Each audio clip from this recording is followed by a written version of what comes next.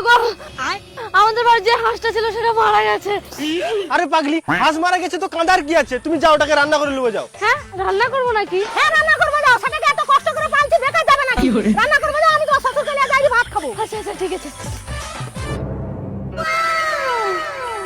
মাংসটা কিন্তু দারুণ হচ্ছে।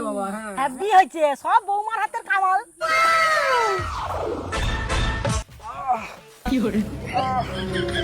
তোমাকে আর কাজ করতে হবে না, তুমি একটু বুঝো বুঝো বুঝো বুঝো বুঝো।